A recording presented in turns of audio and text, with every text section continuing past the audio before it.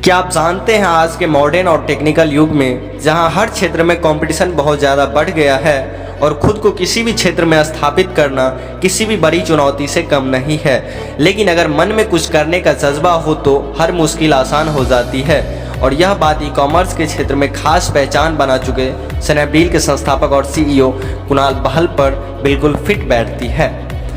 इन्होंने न सिर्फ अपनी प्रतिभा और हुनर के दम पर स्नैपडील की नींव रखी, बल्कि इसे ऊंचाइयों के नए शिखर तक भी पहुंचाया। लेकिन क्या आप कुणाल बहल के यहाँ तक के सफ़र के बारे में जानते हैं? अगर नहीं तो आइए जानते हैं कुणाल बहल के बारे में। एक मध्यम परिवार में जन्मे कुणाल बहल के अभिभावक भी चाहते थे कि उनके बड़े बेटे की तरह वह भी IIT कॉलेज में एडमिशन ले और एक सफल इंजीनियर बने। इसके लिए कुणाल ने काफ़ी तैयारी भी की, लेकिन उनका दाखिला IIT में नहीं हो सका। लेकिन वे इससे निराश नहीं हुए, बल्कि उनकी ज़िंदगी की यह सबसे बड़ा सबक था। इसके बाद उन्होंने एक निजी कंपनी में महज 6,500 रुपये की तनख्वाह में काम करना शुरू कर दिया। लेकिन फिर भी कुणाल ने फैसला लिया कि वह एक कॉमन इंजीनियर और MBA के रूप में नहीं पहचान बनाना चाहता, बल्कि वह बिजनेस एजुकेशन करना चाहता है। इसके लिए कुणाल ने US के वाटन स्कूल में अप्लाई किया, जो कि एक ऐसी यूनिवर्सिटी थी जो कि 5 साल में इंजीनियर प्लस बिजनेस डिग्री देती थी। जिसके बाद कुणाल ने पैसे बचाने के लिए यह डिग्री महज 4 साल में ही हासिल कर ली। और इसके बाद उन्हें माइक्रोसॉफ्ट कंपनी में भी काम करने का मौका मिला, लेकिन नौकरी के महज 3 महीने बाद ही फिर से उनके हाथ असफलता लगी। US में H1B वीज़ा खत्म होने की वजह से उन्हें अपनी नौकरी छोड़कर भारत वापस आना पड़ा।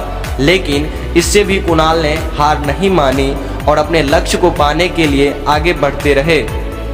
इसके बाद उन्होंने अपना बिजनेस सेटअप करने के बारे में सोचा और 2009 में discount coupon book company money saver की शुरुआत की। इसके तहत लोगों को कूपन बेचकर रेस्टोरेंट में खाने खरीदारी आदि में कुछ छूट दी जाती थी।